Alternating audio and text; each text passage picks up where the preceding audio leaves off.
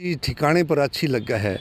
जुत्ती कितनी भी महंगी हो, सिर पर कदे वो धरी को न जावे। ऊपर कुल्हड़ियों फूट गयो। जब मैं नौकरी लगा तब मैंने यूँ शौकिया ये लिख दी थी, मजाक चीज़ चोखी है पर बुजुर्गां से मस्खरी करी को नहीं जावे।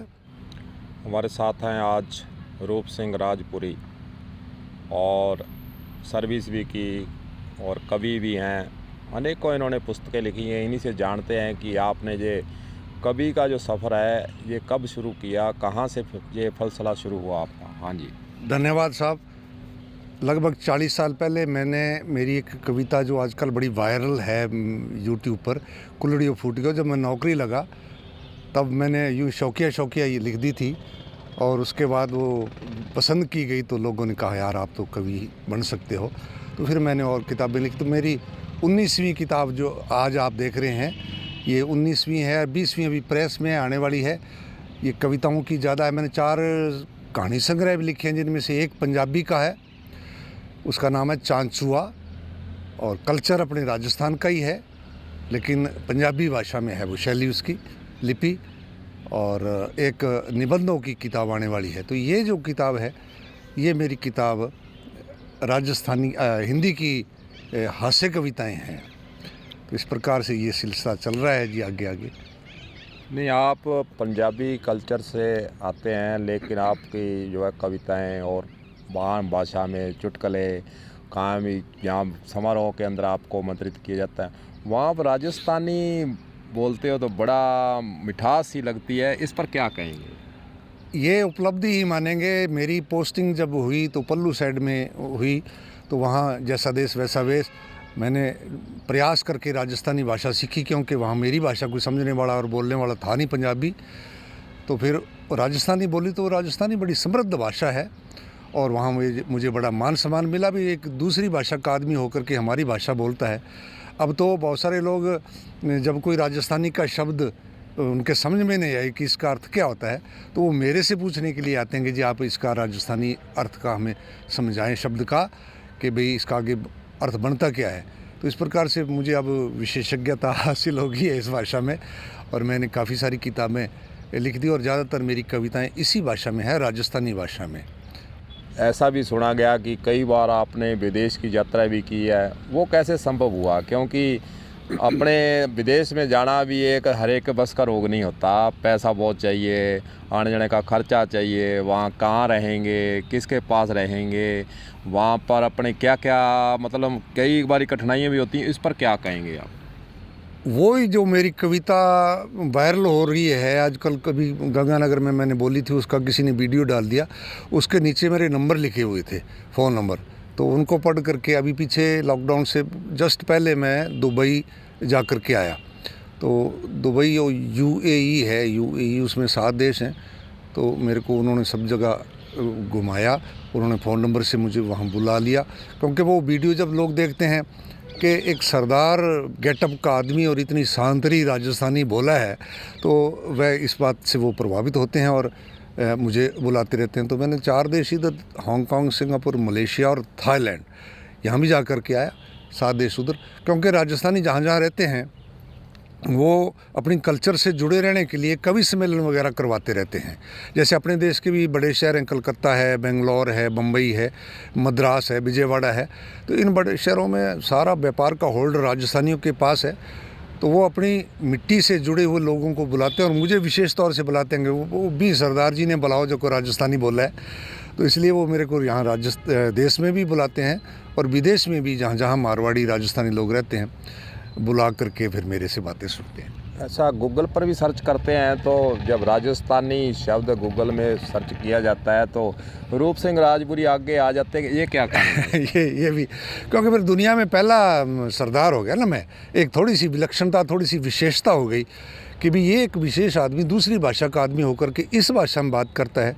तो इसलिए, क्योंकि मेरे ज़्यादातर लेख, आर्टिकल, कविताएं वो राजस्थानी में है, तो उसके साथ मेरा नाम और मेरी फ़ोटो जब छपती है तो ये एक थोड़ी सी विशेष बात हो जाती है गूगल के लिए भी, और वो मेरा परिचय राजस्थानी हास्य कवि के रूप में देती है। कवि भी थे आप और आपने लंबे समय तक सर्विस भी की है। तो जो स्टूडेंट थे वो तो आपको ढूंढते होंगे कि राजपुरी जी आज कहाँ चले गए, कोई चुटकुला सुनाने वाला नहीं है, कि आपके जो है चुटकुलों से भी प्रभावित होते हैं? इस ये पर तो क्या सर जी, कहेंगे? मैंने जब पढ़ाता था ना, मैं तो जानबूझ करके मेरा पीरियड 5वां लगाया जाता था 12वीं क्लास में हिंदी पढ़ाने के लिए, क्योंकि उस समय बच्चे सिनेमा के लिए निकल जाते थे, आधी छुट्टी में वापस आते नहीं थे।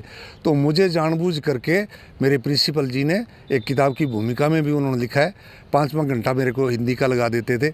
मेरा वो क्लास जो होती थी ना, हाउसफुल रहती थी, इसलिए मेरी पढ़ाने का जो तरीका था, जो मेरी शैली थी, कोई हास्य व्यंग्य की बात कर दी, कोई संदर्भ साथ में दे दिया, कोई चुटकुला सुना दिया, कोई कविता का अंश सुना दिया, वो सर्वग्राह्य हो जाती थी बच्चे के लिए पठन पाठन की बात, तो बोर नहीं होती थी, उसमें कोई नीरसता नहीं आती थी। इसलिए मैं पढ़ाने में भी बड़ा कामयाब रहा। मेरे बच्चे हमेशा मुझे दूसरी क्लास में अगर मैं बैठा हूँ तो वो ये कहते थे कि हमारे आ जाओ जी, हमारा घंटा खाली है जी, आप इधर खाली बैठे हैं जी। वो मैं उस मामले में भी कामयाब था जी। एक आज जो ट्रेंड चल रहा है कि युवा नशे की तरफ बहुत बढ़ रहा है, चाहे चिट्टे की बात करें, अफीम की बात करें, हेरोइन की बात करें, तो आप एक कवि भी हैं और इस विषय पर आप क्या कहेंगे? कविता के माध्यम से कहेंगे कि कैसे आप प्रेरणा देंगे कि युवा जो है नशे से, जो चिट्टा खास करके, इससे दूर रहे? नशा पिला के गिराना तो सबको आता है, मज़ा तब है कि गिरते को थाम ले सकी, गिरने वालों को थाम लें। सरकारी तौर पर भी प्रयास हो रहे हैं, और हम लोग जहाँ भी युवाओं के सेमिनार होते हैं, और यूनिवर्सिटियों में मुझे बुलाया जाता है, कॉलेजों में मुझे कवि के रूप में बुलाया जाता है। आजकल ट्रेंड है यूनिवर्सिटियों में कि भाई बच्चों का 7 दिन का एक कैंप लगता है, उसमें ये तनाव दूर करने के तरीके, भाई बच्चे क्योंकि स्टूडेंट भी तनाव में रहते हैं, तो उस सेमिनार में मुझे लोग 1 बार 2 बार के लिए बुलाते हैं, घंटा घंटा 2-2 घंटा मेरी स्पीच, और स्पीच में यही होता है, मैं हंसी मजाक की बातें करता हूँ।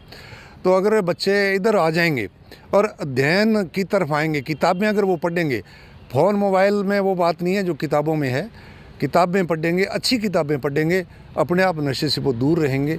थोड़ा धार्मिक उनको भी शिक्षा दी जानी चाहिए कि अपने इष्ट के साथ जुड़ो, अपने मंदिर में, मस्जिद में, गुरुद्वारे में जाइए और वहाँ से धार्मिक प्रवचन सुनिए।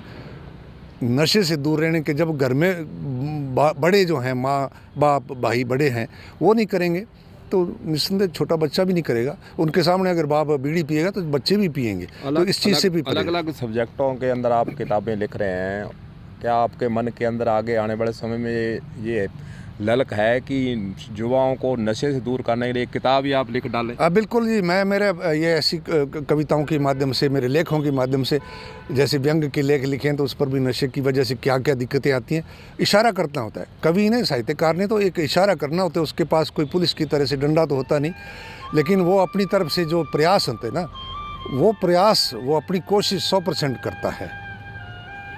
तो अंत में मैं यही चाहूँगा कि हमारे श्रोताओं को, कि कलम न्यूज़ से काफ़ी श्रोता जुड़े हुए हैं, आप भी श्रोता हैं इसमें, तो कोई कविता, कोई आपके मुखारबिंद से ऐसी हो कि जो लोगों को प्रभावित कर सके, लोगों को एक प्रेरणा भी दे सके।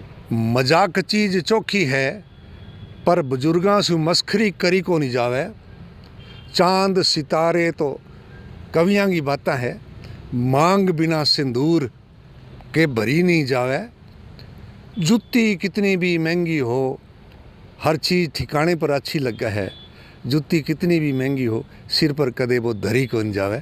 ठिकाने सिर बात, हिसाब सिर बात, वही अच्छी लगती है। कलम न्यूज़ का मैं बहुत शिद्दत के साथ देखने वाला दर्शक हूँ, आपका मैं हर एपिसोड देखता हूँ, और आप भी दिन दुगनी रात चौगुनी तरक्की करें।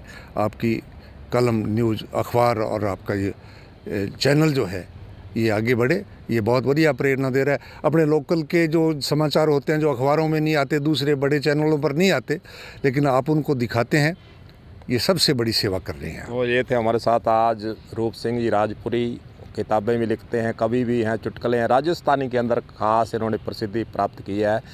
आज के लिए बस इतना ही, फिर कोई नया वीडियो लेकर हम फिर पेश होंगे। मेरे कैमरामैन चेतन प्रकाश के साथ गुरदेव सिंह सैनी, हनुमानगढ़।